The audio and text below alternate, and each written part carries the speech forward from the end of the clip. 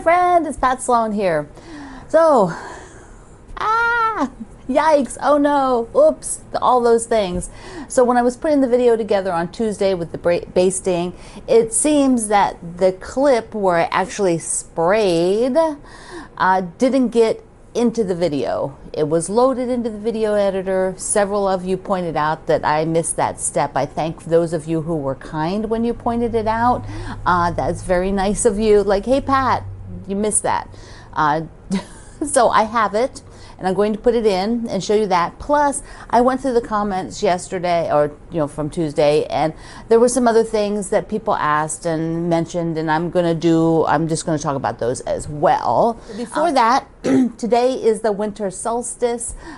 So yeah, I always love that. To hit that winter solstice, then you're just like, go on the other side now. And that's when I first started my Block Wednesdays, was on the winter solstice, because I wanted to have a sew along from the start to the end of the winter solstice. And so that's how that concept all started. It is also crossword puzzle day. Are you a crossword puzzle doer? My mother-in-law used to do them all the time. She loved the crossword puzzle. So if you are in the YouTube comments, let me know. Remember, if I'm asking questions that are not quilt related, like do you do crossword puzzles, answer at YouTube. Don't answer at the Facebook group, because the Facebook group is just quilting, and it's too big of a group for us to have other topics. So we decline those, because we just can't have, there's 400,000 people there. If even a fourth of you, which would be like 100,000 of you, started all posting non-quilting topics, it would be chaos, and then you would leave. So non-quilting things leave here. I know a few of you get kind of confused by that, but if I talk about it on YouTube and it's not quilting, chat with me at YouTube. Okay, so if you have a crossword puzzle quilt, then of course we would love to see that in the quilt group. So here is the Oh My Stars. Here it is. Here is a can of spray.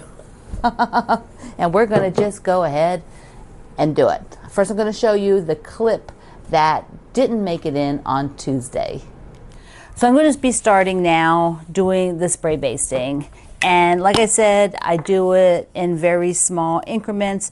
After I have this top edge done, like you could come and draw like a line on here with a, any kind of a marker that will just draw on your batting, so you know where your edge is, because you don't need to spray out here. It's going to be tacky and you're going to be touching it. So you want to just keep it down within. So I'm spraying like real close to the surface like that, and then putting the batting down and just keeping it super close, super close, super close. You could start in the middle and go from side to side, whatever kind of works for you. I do it both ways. It just depends. And now I will press this. I've got the iron. Actually, I hadn't turned it on, but we're going to turn it on. And what I'll do is just sort of press this, and then I can do one of two things. I can either go the whole length here, which means I still have a little bit over here that's not basted, and I probably will pull it even more this way. So I have this little chunk down here that's not basted yet, and come back and do that at the end. Or I could shift it as I'm there. I could do this side and then shift it as I'm here. I think I'm going to do that because there's so little of it that I'm just going to shift it over and be sure that I get it like this. So there we go. Now if you are, want to, you can put some cloth on the ground, put some cloth against whatever is closest to you. But I have found that, I don't really have any overspray working that close. So then I just go through and press this. Press, press, press, and basically it's drying that glue. And by the time I sort of rotate this, roll it back, shift it, I will have completed drawing. So I will shift it to the next section here, and now I have to pull up from the bottom, pull the top up from the bottom, because The other side has already been basted. And that's why you could work in the middle so you have less of it. But with the Oh My Stars, it is so small, it doesn't really matter. And then here, I'm just going as far up as I can and out to the edge. There we go. So you're not saturating this. Remember, it's just basting. You know, you don't need to have it so incredibly heavily, you know, glued down. Okay. So now what I have is just some other things that you asked and you talked about in the comments. And so I just kind of have couple little short bits there kind of talking about those. So let's take a look. A few more tips and just some information I read in the comments. First, we're going to start with, I mentioned washing, that, you know, it's kind of hard to wash your wool mats. And one of our friends says that she has washed them by hand successfully, although they are incredibly thick. They're going to take a long time to dry, and you do not want to throw them in your machine or the dryer. So you're just going to have to lay them out to dry. So anyway, I don't wash mine. I've yet to wash one, and I think that one I just showed you is like 10 years old, and I have not washed it. I'm using it all the time. It seems to be fine. So if you have some sort of bobble in here, the spray basting is a very light baste. Okay, I'm going to stop talking. Can you hear that? I don't know if you could hear that, but you can just pull it up and redo whatever you need to do. And so for me, I'm redoing the demo. So here it is. I've got the surface. I always spray on the batting. I don't spray on the cloth, and it tells you that. Spray on the batting. And I spray very close. I just can't believe, I don't know whether I just didn't film it or what, because I can remember showing and talking about all this. So I'm spraying, and you are not going to be able to see the spray. The spray is clear, this is white, you will see nothing. But I'm going to talk you through. I'm just spraying down like this, and you will have, you know, there it is. So it's just light bursts. I'm not soaking this. I know I mentioned that. I know I talked about it. So there we go. Then you just put the cloth up here, get it, you know, get that nice and smooth. And then I take the iron and I press it. It's done. So I can quilt this now, and I hope that there was some other suggestions. So let me just tell you some of the things people said you can. Like some people like to take their design wall and put the backing and the batting, spray the batting. I recommend still in sections because it's going to dry, and you want to press it. At least I like to press it. And then on the wall they put the top on, and then they're pressing all on there, which you know, you can watch lots of videos. There's a whole bunch of videos on YouTube. All different people do this. You can go see it. It's not my thing. I don't want to drag the iron over there. I don't want to be standing on the ladder doing that. I have done it here on the ironing board for years, and it works just fine. It's a little bulky. But because I'm on the ironing board, I don't have to worry about my bottom surface. Like, I would never do this on my dining room table, which is a beautiful wood, you know, so I don't want to have to protect the wood. I don't want to do it on my koala table, which I would have to protect the surface. So the ironing board is made for this. It's narrow, but you can make wider ironing boards. You know, you can build wider ones that, you know, come out, like people put big boards on top, and you can do that. You know, there's lots of options. Some people use batting, basting, fusible batting. That's where fusible batting. I did that in the past using Mountain Mist, but they don't make fusible batting anymore. I do not know what the current fusible batting companies are or how the product is. So I highly recommend before you know, when you get one, do a test before you do a whole big quilt. You know, you just need to check it to be sure that it works for you. Of course, you can pin based, you can thread based, you can use pool noodles to help you layer it. Just try to do something, get off the floor, people. That's my goal, get you off the floor. You know, that's a hard life, sitting on the floor basting. That can't be can't be fun. I've never done it. I don't think I've ever basted on the floor. I was like, I'm not doing that. I'm going to find other ways to handle it.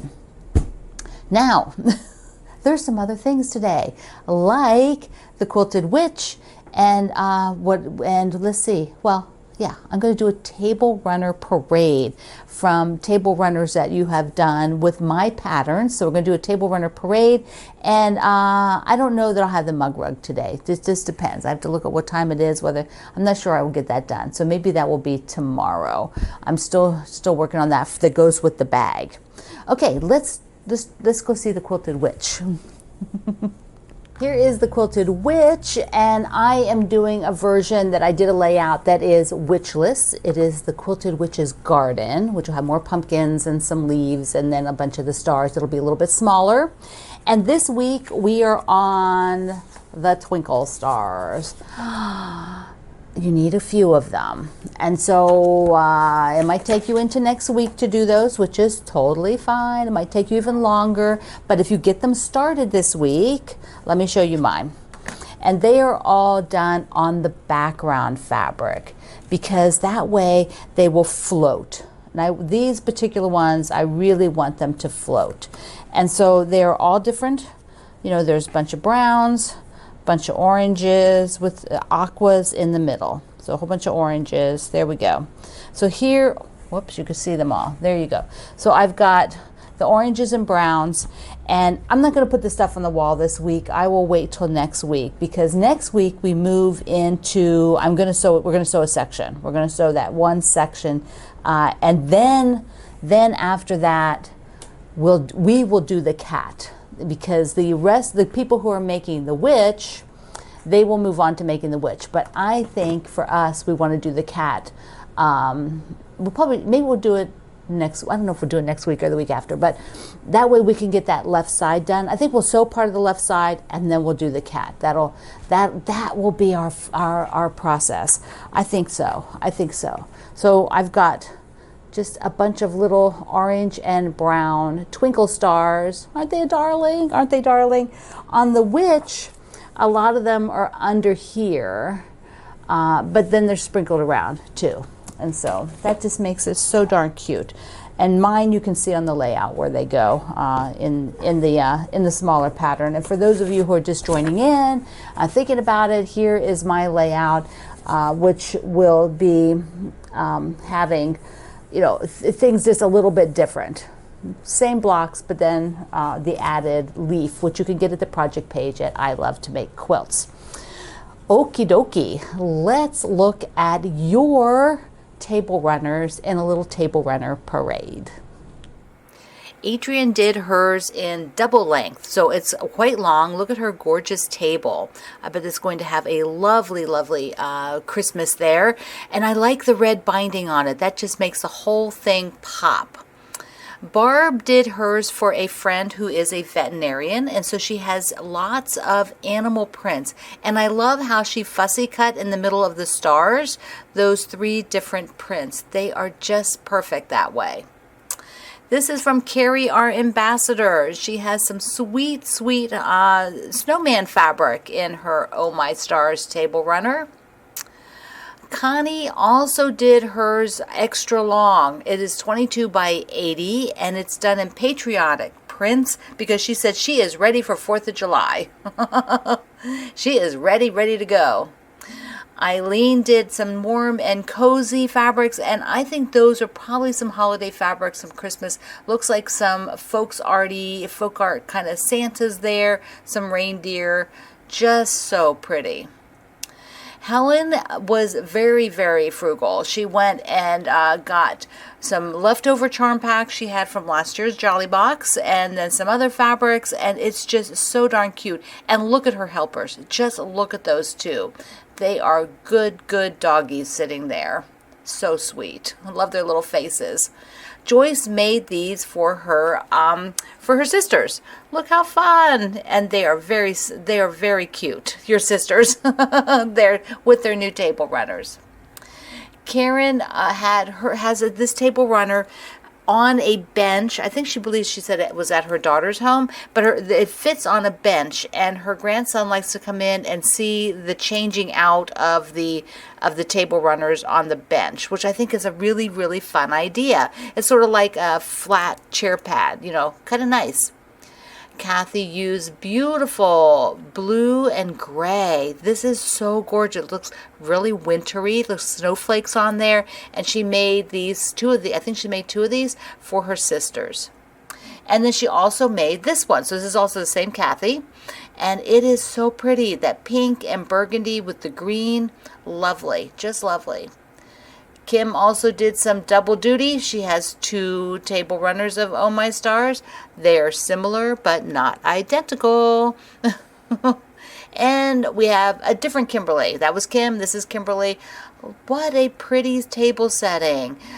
It's got some Christmas or, you know, wintry kind of fabrics, and her gorgeous poinsettias. And I see back behind there, I'm peeking, I see more plants on her back wall. Just a couple more. Nellie is also using Christmas fabric. This looks good hanging up. You could make it on the wall too, but she's got it hanging for her photo. I love it. And the last one's not Oh My Stars, but Robin showed her version of my Grand's gingerbread. This pattern I did because it reminded me my grandmother had a green bowl, like the bowl there, and I just wanted to sort of honor her, and this is what I came up with because she was always doing something when giving us treats, and Robin's version is just so darling. I love it. Thank you, everybody. It is so fun to see your projects of mine where everybody's doing the same one of mine. It is so fun, so satisfying for me. And Oh My Stars, no matter which size you make, it is probably the quilt that most people have made of my design ever. It's like amazing. And I so appreciate all of you that also purchase the add-on, which has the different sizes. Mwah. Thank you so much for doing that and supporting my design work and my small family business. So I had a couple cards that came. The elves sent some cards. This is from Peg in Illinois. Look how peaceful that is. I am putting all the cards, almost all of them. Some of them are around different places, but a lot of them are on my coffee table in the living room right now. So this is from, so it's from Florida. It's from Sherry in Florida. And she says she's going to spend time with Santa at the beach. That looks good to me, yeah. It'll look good. Right after Christmas, the beach would look really, really good. And then this is from Catherine in Wisconsin, and she made, I think she might have made my card. I'm pretty sure. It looks so adorable. I've got Santa's today. It's a Santa day, and she sent me a yummy Starbucks, which thank you to everybody who supports my breaks. I really, really appreciate it. So I do want to show you one cross stitch thing that came in because it's so darn cute. This is a club that the Fat Quarter Shop has been doing, I don't know, maybe a year now. They just started sending it to me. And I showed you, I think, the fall one, the fall one, which I think you can still get. But this is the next one. I don't know if it's the winter one. I think it's quarterly. So it comes with this. It comes with this. I'm going to show you everything here. It is so stinking cute. Look at the bag. Look at the bag. Just adorable. And, okay, so that didn't come with it. So it has inside this whole package. Look at the penguin, the winter penguin. How cute is he? And it has the threads. Oh, come on, open up. There we go. Open up. Open sesame. But it has the cloth. The whole kit comes with everything here. And it's just like, okay, so here it is. I need to finish that snowman so I can do this guy. I absolutely have to do him. Isn't he just so precious? And you get, in the kit, you get the cloth and all the floss and the needle minder. Look at him. And then there must be a little star, so you get that little bling to go with it. And then I need a zipper pull, and so I got this one out to use on it. I think I'll use the ornament on the zipper pull. So I just wanted to show you because it is something that I think a lot of you would really enjoy, and I am totally enjoying it. Our ambassador Barbara also gets these, and she is loving this one. All right, my friend, I am so sorry for messing up and not sticking that clip in, but there you got to see my clip plus an additional clip where you can see how you can adjust your basting. And I do once again appreciate all of you who are just so kind to just say, hey Pat, you forgot to put the basting part, the spraying part, put the spraying part in. So I love you. Mwah. Thank you for being here in the Sloan Zone. I will see you online.